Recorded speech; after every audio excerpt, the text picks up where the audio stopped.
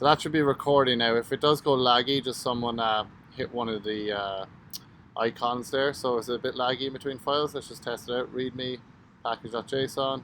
Are we still all good? README. Cool. Awesome. Cool. So what I'll do is I have my project set up here using that template. And as we can see, we have our client folder and we have our server folder. It might go a bit laggy for me, so if I'm not typing quickly, that's why it seems a bit slow, but hopefully it'll be okay. So in our client folder, we might as well set a few things up here. We have our source, and we'll just kick it off by starting our development server, npm run dev, and just make sure that nothing broke on the install here.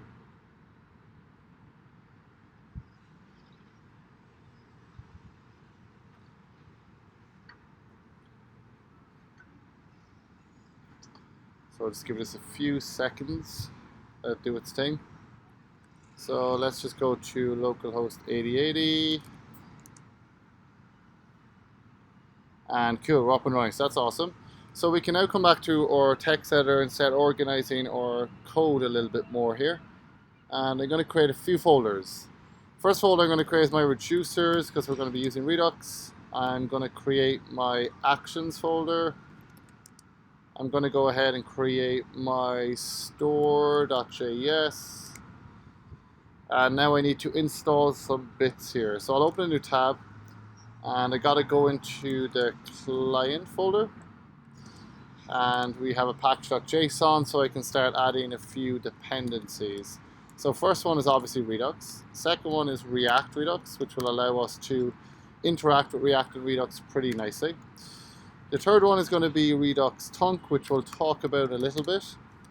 And the final one is a nice little Ajax library called Fetch that I'm just going to grab here as well. Okay, that should be good.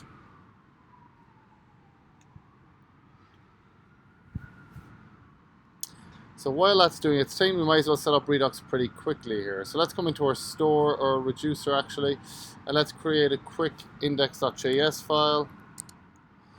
I could have set all this up, guys, but it's nice to kind of give you a refresher anyway, so just bear with me. So we'll do asynchronous actions. Let's say if we were doing like a hot and cold app or something, so we might have a game reducer, so we'll just call that game.js, and we'll just create a very simple reducer. I'll make this a bit bigger because it's pretty tiny. We'd have our initial state variable, and inside here we might have the best score, let's say, and initially that's equal to 0. And then we'll actually just type out our reducer really quick. So const game is equal to an arrow function. State will be the first argument. I'm assuming you all know this, guys, so that's why I'm kind of just speeding through this part. You can ask me questions after if you have any. Switch statement, you can use an if else here if you want to, but I'm going to use a switch just like the syntax. So we're going to listen for the type of actions that happen, and we'll have some cases. So we'll just have an empty one for now, it doesn't matter too much, and we'll just return empty object, and we'll have our default case, which we will assume that will return state. So we'll return the initial state. Last but not least, I like to just do my exports at the bottom of my file, so I just don't forget it. So that's our little simple game reducer. We'll come into our index. Why did I create this? When our app grows, we might have different reducers. So I like to have a index.js so I can use what's called the combine reducers, or reduc reducers, and that's going to come from Redux. And what this basically does, guys, is it squashes your reducers into one. And it becomes a lot easier when you're telling your store, and we'll see that in a moment. So we'll import the game reducer here, and that's going to be coming from game.js. And then we'll create a variable called root reducer that is equal to combine reducers. And inside here, we're just going to pass the game reducer, because we only have one for now. You don't have to do this. I just do this to let my app be able to scale pretty easily if I add more reducers. And again, I have my export at the bottom, so I don't forget it, and we'll export that root reducer.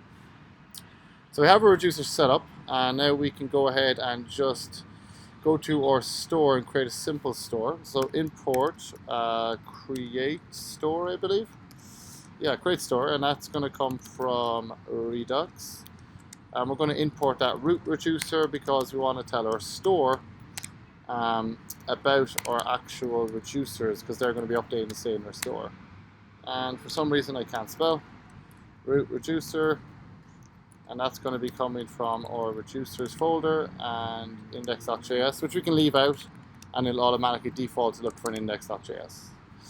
Lastly, we're going to create our store, provide it with that root reducer. The second argument that I'm going to put in here is just to make sure that our developer tools actually come up in the browser. Okay, and I don't have that copy and pasted, so just give me 2 secs here. Just going to grab that code. Repositories should be, let's have a quick look here. Async possibly in this one. And that's great, the code isn't there, that doesn't help us. Let's have another look. Redux.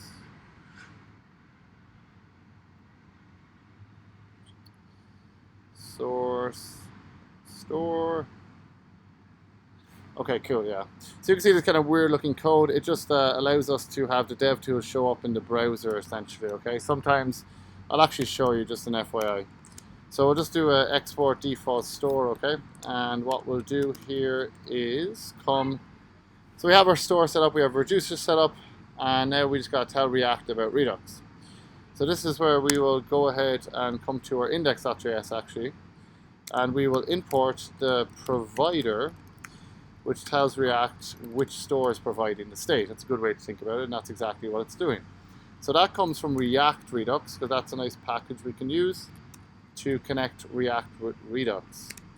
Then we'll import that store that we just created in store.js.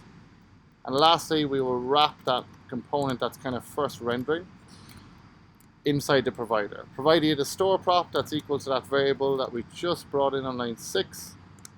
So now we're telling this app, hey, this store is going to be providing you with the state.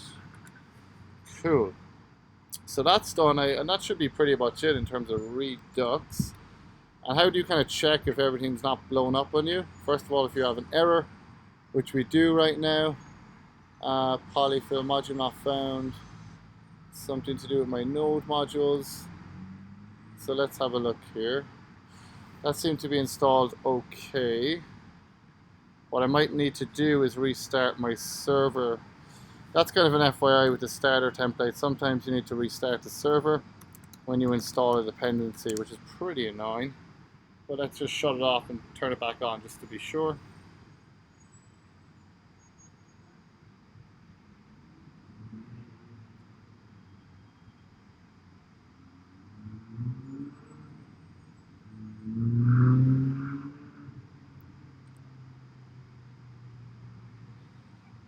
Any minute now. Awesome. So let's just give this a quick refresh. Okay, cool. Yeah, so just a kind of a turn off and turn back on there because we installed a dependency and the compiler wasn't able to kind of keep up. So we'll go to Redux Dev Tools, which is the extension for Chrome. And if you guys don't have that installed, definitely recommend it. Just go to Google and hit me up if you need me to give you a link. Just type in Redux Dev Tools for Chrome, add the extension, and you should have it here. For some reason though, you'll notice here in a sec when it loads up, it's going to say no store found, which to me would say, I have a store because I say to my app I'm providing the store. So I kind of would be tracking that error down, wondering what's going on there. But as I said to you a while ago, you can put this code in as the second argument to the store. Whoops, gotta copy it again. You put that code in as the second argument and it automatically forces the dev tools to kind of show up for us, okay? So we'll just let that refresh and our dev tools should come up. There you go. So that's a good sign. We have no errors in our console. We have no errors here, and we have our state. We can see game and best score 0. So this is a really good start. We have everything set up, okay? So let's get into the purpose of this workshop. I know that was a bit of a setup, but it's a nice little refresher nonetheless. So we're going to look at async actions. What are they? Basically, they allow us to make AJAX calls or do something without having to have an action that has a type property straight away. So it allows us to do multiple things in an action, essentially. In this case, we're going to look at how we make AJAX calls to a backend. So to do that, we need to first of all bring in what's called redux tunc. And I'll show you what that is in a moment, but I'll show you first of all how to actually set it up. So we did install it a moment ago when we added Redux and React Redux. So we can now just go ahead and import, we'll give it the name tunc, and that's going to be coming from the redux tunc library. We will also import what's called the apply middleware from Redux itself. I'm just going to separate this out a little bit here just to make it a bit easier to read. And we'll have the apply middleware as the third. This looks a bit funky, but just for kind of visual sake. Apply middleware, and then you just provide the middleware that we're using here, in this case the tunc. So you're now telling your store, hey, I'm going to be using the tunc middleware, is that okay?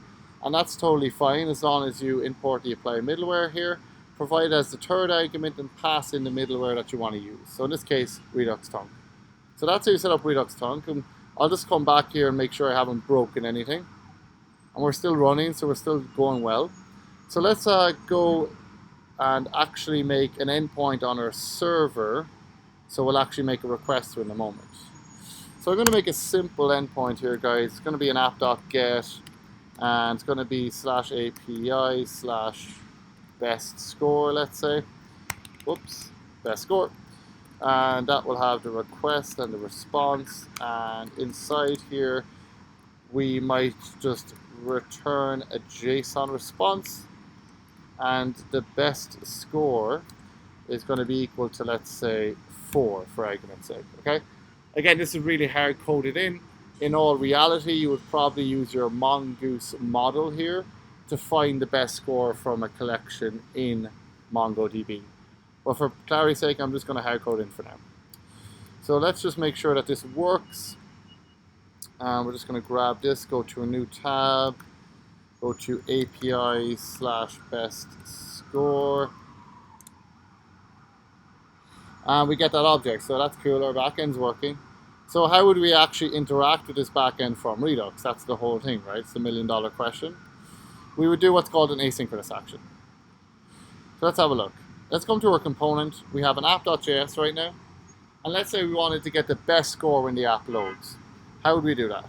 First of all, we need to dispatch a Redux action. So in order to do that, we need to tell this component about Redux. So that's why we will import the connect method from Redux, okay? React Redux, excuse me, React Redux. And then we'll just connect this component down here.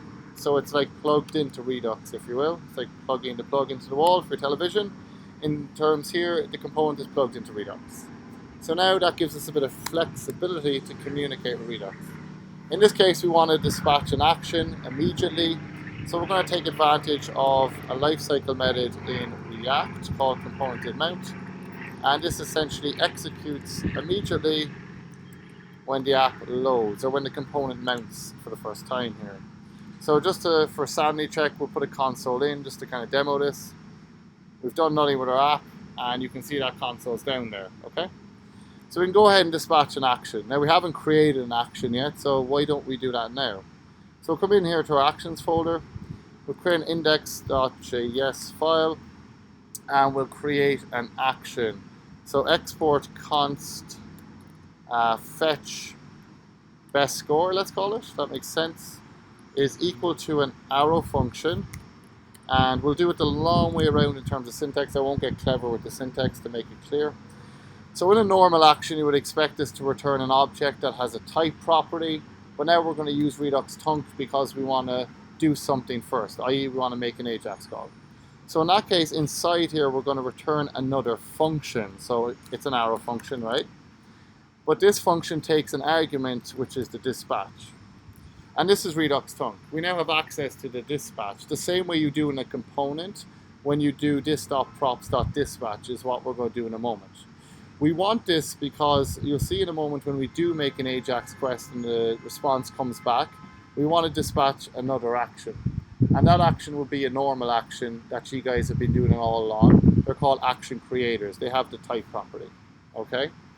But for now, we'll pass the dispatch there, and we can go ahead and start making an Ajax request. So let's just go to our Ajax library fetch and have a look at the syntax, and we're just going to copy and paste this in to save time. So fetch, and then we have a few .ends which will tidy up. We'll turn these into ES6 arrow functions, and here as well. And we'll just bring this all onto one line, because you're only returning a line, so we don't even need the curly brace. One argument, so we don't need to wrap in the parentheses. Again, this is just me getting clever with the syntax. You don't have to do this, okay? And then we'll just bring that up. And then we'll bring this up. Nearly there. And we have our catch. Sorry for the sirens in the background here, guys. Let me know if it's too noisy and I can kind of move somewhere else. Okay, just need to tidy up this syntax, and that should be gone. I think that's good. So fetch, we're not fetching from users.json, obviously. We're fetching from our API or our backend. So it's localhost 8080 and whatever that endpoint we created. Remember, we created that API/best_score endpoint. So we're going to send a request there. It's going to be a GET request. When the data comes back, we're going to parse it to JSON, and on line 5, we're going to expect that JSON, and we'll console that out, okay? So don't worry about the fetch for now. The whole idea is talking about the actual action. So we give the action a name, fetch best score, and instead of returning an object that has a type property, we're returning a function that has access to the dispatch. And in this case, we can now do more things than just return something immediately. That's why it's called an asynchronous action. In this case, we want to go ahead and make an Ajax request. So let's dispatch this action from the component. We talked about component did mount when the app loads, and we saw that console knowing that it executes immediately. So in this case, we can go ahead and dispatch an action. Let's import the action. So we'll import fetch best score, and that's going to be coming from our actions folder and index.js. So inside here, we can now go ahead and dis.props.dispatch the fetch best score action. And we have access to the dispatcher here because we have connected the component to Redux using the connect method. So at this stage in development, just trying to get inside my flow and how I develop software, is I like to check things along the way. So I don't have a lot of errors and I'm like, what is going on? So in this case, in the component did mount, I've dispatched an action. So that's going to come on over to our actions, which I'll put side by side here to give you a mental image of the flow. If it wants to go over to the right. Okay, cool. So that's over on the right, our action. I'll make this a bit smaller. And we have our action here, and we have our component here. So fetch best score executes this, and then it's going to go ahead and make an Ajax request to our server. And then when the response comes back, it's going to be parsed to JSON. Then we should have access to that JSON, and for now, we're just logging it. So let's go back to our website and see if we have it. And it's automatically refreshed. I'll just do it again, just for grins. And we can see our console there in our developer tools. Awesome. So that's how we're getting the data from our server. So that's half the battle. So how would you actually use this?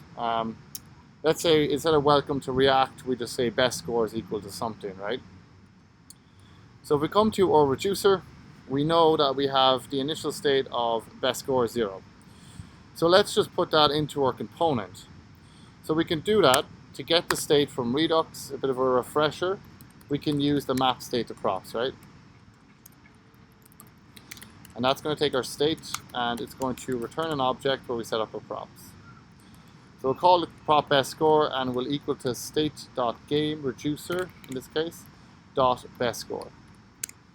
And now what we can do here, we just got to tell the connect, so just forgot about that. We got to tell the connect that we're using map state props. And now instead of welcome to React, we'll just say best score colon dis.props, because it's a stateful, so dis.props instead of props dot best score. We'll just save that up and come back just for sanity check, make sure it didn't break anything. And it should reload. So best score is 0, that makes sense, right? Because initially the best score is 0 in our state. But we can see we're now getting the data back from our server. So how do we update this with this? So this is the second part to the asynchronous actions, okay? First of all, we made the AJAX request. That's the first part. We get the data back. We're not doing much with the data. We're just consoling it to the developer tools.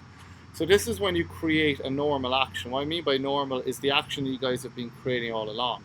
They're called action creators. So let's put it above here. And I will just make this a bit bigger. So above here, we're going to go ahead and create another action.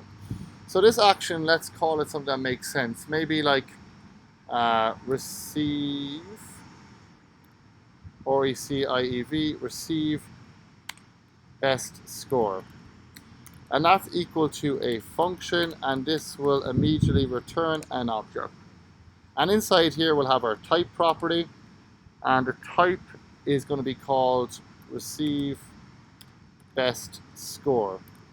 And you'll see in code bases, guys, this will be assigned to a variable above this line, something like this. Either's fine. The reason we do this is to make sure when you put it in here that you don't make a spelling mistake. So that's why they assign it to a variable there, okay? And all the little things I do along this video, we should be finished pretty early, so just ask me questions on anything I've done, okay? So type property is going to be receive best score, and this should realistically get some payload. So we'll pass an argument. It's going to accept an argument called the best score, I think makes sense. And now we can have best score here. So in our reducer, we have that action here. It's not doing much right now, but the reason for the type is so the reducer knows when this happens. So let's open up our reducer. So we'll go to our game reducer, and we'll just bring that over here. And inside here, we'll add a case. So we'll have our receive best score case, and when that happens, we want to go ahead and update the state. So return a new object, copy the previous state, and I want you to update best score to whatever the best score is coming from that action. In this case, it's saying action.bestScore, which is getting it from here, because it's listening for the receive best score action, which is this case here. So when this action happens, go ahead, copy the previous state, and now set the best score property equal to whatever action that best score is coming from this action. So here's the final part. When you make the AJAX request, you get the data back, we know that. Then we have JSON parsed because we do it here, and we're now logging it. So instead of logging it, we now want to put it into our state. So this is the whole idea of why we pass dispatch to this function here. We can now go ahead and dispatch an action the same way we do in a component. So we will do dispatch. In this scenario, we want to dispatch this action here. So we're going to dispatch the receive best score action, passing it JSON, which is coming here from the response. So that's going to execute this action here, pass it to data, as you can see here, and now that's going to be referenced as best score, and that is now assigned here. The type is here, so the reducer is like, hey, that action's after happening. Yeah, that's true. So I'm going to copy the previous state, and I'm now going to update best score with whatever action.best score is. So if this is called action.x, you just got to make sure that you reference this as x, something like that, right? We'll keep it semantic for now so that it makes sense. And we'll just put that there, and we'll save that, and we'll save this. And we'll come back to our application and see if it works for us. And do we have any errors? Objects are not valid as a React child. So the data coming back is, if we just go back a step here, let's just debug. I know the reason, but let's just debug to visualize it. JSON is equal to an object that has a property. So let's just sanity check that. JSON. So you see consoling is so important, guys, when you're debugging. Just take your time, take a step back. If it was working before, just go back to that step. Best score, yeah. So JSON is an object with a property best score. So we weren't passing it correctly. So just for sanity, JSON.best score, and that should give us a number.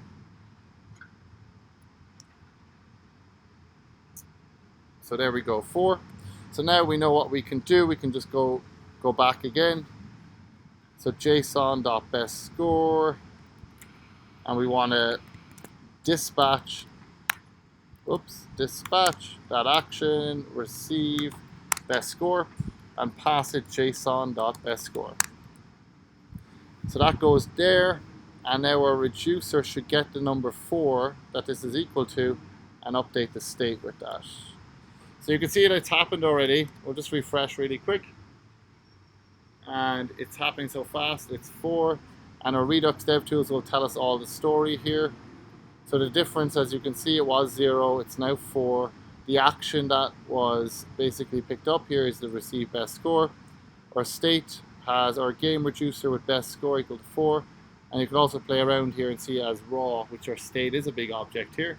But the game reducer and best score is 4. So that's effectively it with asynchronous actions. There honestly isn't too much to it. A lot of moving parts there, of course. Wouldn't expect anyone to be a master after that because it's a lot of moving parts. But essentially, just to go through the flow again for anyone that might have missed something there, is you start off, the start of the trail here is, we connect our component to Redux.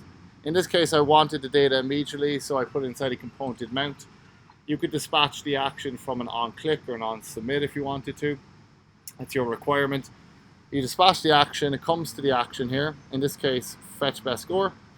We're returning a function within there so we can go ahead and do something asynchronous. In this case, make an AJAX request. That's going to go ahead and make a request to our server endpoint, localhost 8080/API/best score, which we set up. When we get the response back, it's parsed to JSON in the first promise, and then we have access to that. We could have called this whatever we want. JSON is the reference. Then we dispatch the action creator called receive best score, passing it the data from the server, and that comes up here. And then the reducer is saying, yes, a type receive best score action has just been dispatched. What do I need to do? In this case, I'm going to go ahead and copy the previous state using the spread operator and updating the best score property to whatever it is in the payload of the action itself. Okay. Same with post request, guys. It's the exact same thing.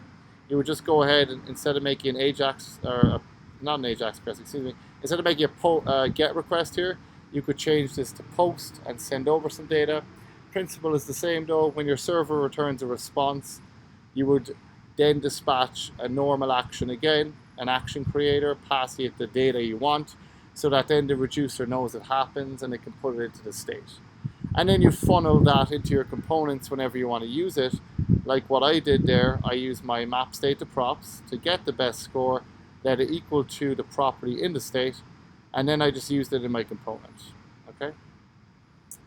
So we have a bit of time left. We have a good few minutes left. Would anyone like me to, what I'll do, right, is I'll allow people to kind of raise their hand, maybe ask if anyone has questions, and I can go through more specific problems or whatnot. So let me know if you have any questions, guys.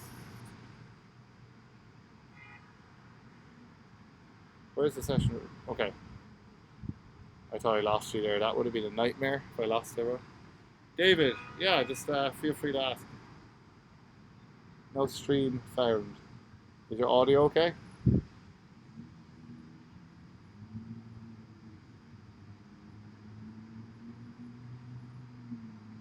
Yeah, no worries.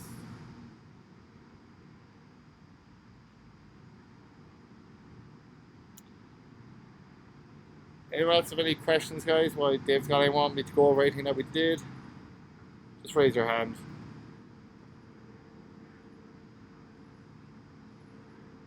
Awesome. Hey.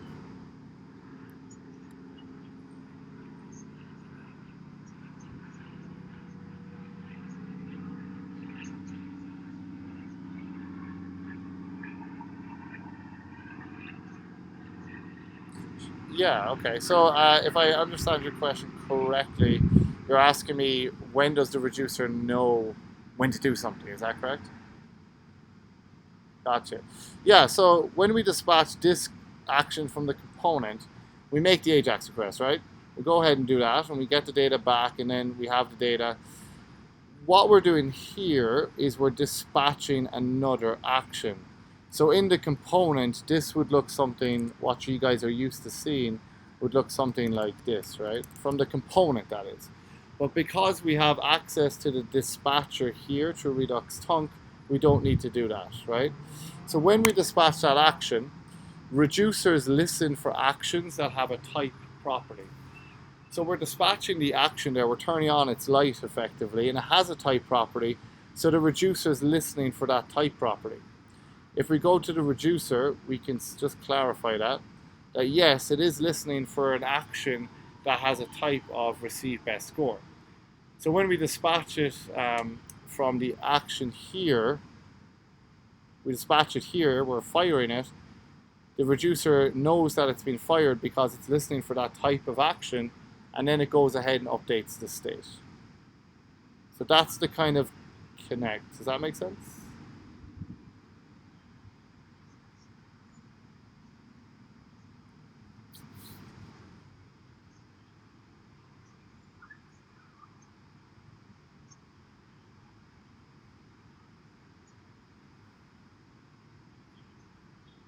Yeah, yeah. So like, forget about asynchronous actions for a second, right? Just if you took this away, and you just dispatch this action from a component, the reducer updates the state, and that's it. What happens then is when the state is updated, your components get re-rendered. So in this scenario, when this component is re-rendered, initially we have a prop best score which is equal to something in our state. We know that that's 0 initially in the reducer, right? Which is on line 2.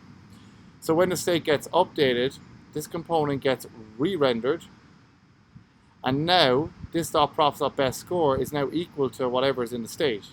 And because we put it into the state, when that action happens, it's now equal to 4, as we saw there. So to answer your question, when the reducer updates the state, you don't have to do anything else. The map state, the props are already mapped to something in the state, so they will automatically reflect on the UI whatever they're mapped to effectively. Okay. No worries. Would anyone like me to do anything else, like maybe like a post request or something, just to see how that works? Thumbs up. Let's do a post. Cool. So yeah, let's do a post request. Let's come to our API really quickly here. Oh, that's not it. Whoopsies. Inside here. So we have an app.get, just sends back a JSON response. Let's see if we had an app.post, and inside here we had, let's say, API slash best score. And you can, this is semantically not the best. You might have these in routers or whatever. But just for demo, we'll just keep it really light. So inside here, let's just say we go ahead and just again return a very simple JSON response, right? And let's just assume that we've updated the best score here using our model, and the best score is now, let's say, 10 or something, just for argument's sake. So that's a post request. What we would do is come back to our component, and we can add in a very simple form here, for example. So let's just come here, or not even a form, just for demo purposes, we'll add in a button. So button, oh my god, I can't type, button. Cool. So button, click me, and basically on click is equal to curly braces, callback function, and this is going to dispatch an action, let's just say. Let's not separate into a function, let's keep it really simple. So we'll create another action, and this action will be called not fetch best score, but post best score or something, right? Or save best score, whatever you want to call it. This is equal to a function, and just get the bare minimum down, and we know we have to do an Ajax call, so we're going to return another function within. So an arrow function that takes the dispatcher as an argument, and we will just copy this Ajax call down here, and we're going to be making a fetch request to that endpoint, but it's not going to be a get. Fetch defaults to a get request. So we just have a comma and a curly brace here. And now we can set the method of the request equal to post. And the data, we will just stringify it. JSON. Oh, it's capital JSON, I believe. JSON.stringify. And that is going to, let's say, the new best score. So we need to pass an argument here called new best score. When we dispatch the action, we'll be passing it some data. So we need the action to be able to accept some data as an argument. So we'll make a post request. We're sending over the data. Then, same thing happens. We expect a response that we will parse to JSON. And then we'll have access to JSON, which for sanity check, which I always like to do, is I will just log that out just to make sure nothing went wrong in between my AJAX request and my server. And I'll just close this down for now, guys, just to make it more readable. So we have a post best score action. We're exporting it so we can use it in the component. So let's save that and come back to our component and import that action here as well. So it's called post best score. And coming down to the on click, what we're going to do is we're just going to dispatch that action when someone clicks that button. So this.props.dispatch post best score. We'll just make up a dummy best score, let's say of 2. So we'll pass it to the number 2. And that's going to come on over to our action and make that AJAX request. So 2 becomes this variable new best score, the argument. Make the request here and pass over that data. And let's just make sure that this works. I don't think this will work. We might get an issue here with our body parser because I haven't set that up. So let's just come back here first of all and do a click me. So we have a click me and we still get it. Okay, that's fine. I would have had an issue if I was trying to get the data that I'm sending over there. So let's just actually set up body parser really quick, maybe. 1 sec there. I just got to install it. So just give me 2 secs. I need to go into my server folder because it's a backend dependency. Yarn add body parser. So we'll just add that really quick. And while that's doing that, I'm just going to come on over to an old project and just grab it, just to speed it up. So that should be fine there. Body parser JSON, just require it. So we'll come over to our server really quick, index.js. And we'll just bring in body parser, const body parser equals require from body parser. Okay, and now we'll just tell our app to use that, so we'll just paste that in. And essentially, when we come to this post endpoint, let's just do another sanity check, and we're going to do a log of the oreq.body to see if the data we're sending over is actually accessible. Come back to our server, make sure nothing's wrong here, and we're still good. I think it's still reloading actually. And just for good measure, guys, I'm just going to restart this just to make sure we don't have any issues.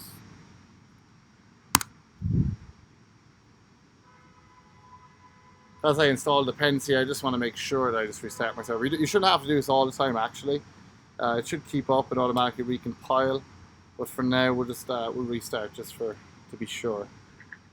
So that's nearly up and running.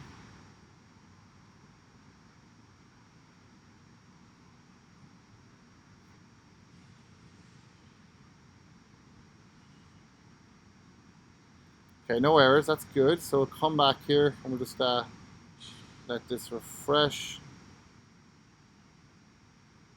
And we'll do a click me. And there's a server error, so what's going on here? Body is not defined on line 15. Oh, request dot body, not comma, my bad. And we'll just do another click me. It's an empty object, which is interesting. So that's the way we're sending over the data. So it's somebody doing my body parser. But nevertheless, let's not worry about that, because that's not the point here. What you would do here is obviously you would get the data, you would use Mongoose to actually insert that or update your database with that, and then you would send that back as the new best score, for example, right? So we'll just send back 3 for now. We're not too concerned about that. That's more on the server side. But once we send that back, so our action makes a request, a post request, it expects a response, and for now it's logging the response. So let's just double check we get that, which I believe we do because we kind of saw it in the console. So click, we get the response to the best score, excuse me. So now what we can do is, instead of logging JSON, you can now reuse the action creator here, right? This is what's really nice about this as well, is you could create another one for sure that would accept the data and update the state, but this action just is expecting a best score, and then it just updates the best score in the state with that. So why not reuse it? So let's just dispatch it again here. Dispatch, receive best score, and pass it json.bestScore. So now that's going to dispatch this action here, and a reducer is listening for this type. So it's going to go ahead and update the state when that happens. Best score, update the best score to whatever action that best score is. So if we come back to our application, the app is reloaded. We notice that it's 4 because we get it when the app loads. If we click me, it sends a post request, assuming you've saved it to your database, you return the new best score, and it should update the state with that. So our UI should update because we have map state to props mapping to the data in the state. So you can see it's now 3, okay? So that's the flow. That really is the flow of like interacting with APIs and stuff using React and Redux, okay? I hope that was helpful, guys. Let me know if you have any questions here. I'll just stick around if you want me to go over anything again. Yeah, who's that? Do you want to just ask a question?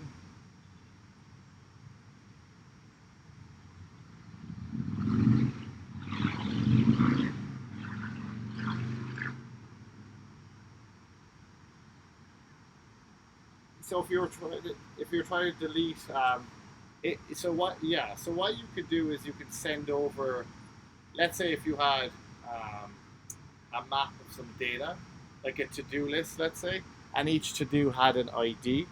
On click, you might dispatch an action, and that would make a post request or a delete request to be semantically correct, and you would send that ID over to the server. So on the server, you could access the ID that you're sending over by doing something like, const ID equals req.body.id,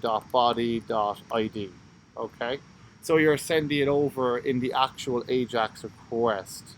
So you might be doing something like, ID is equal to ID, and you might pass that in when you dispatch the action itself.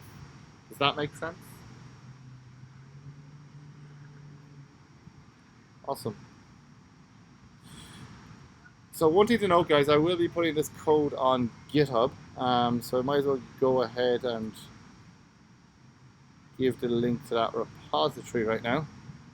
If any of you want to check it out, I have a lot of different kind of repositories from workshops. So I'll make a repository and I'll share that link in the React channel on the Thinkful Students Slack, okay? So feel free to stick around. I'm just going to stick around for another few minutes, guys, before we finish up here. Just stick around if you want. And I'm Or Smith on Slack if you had any questions or whatnot. So feel free to hit me up there as well. And have a great night.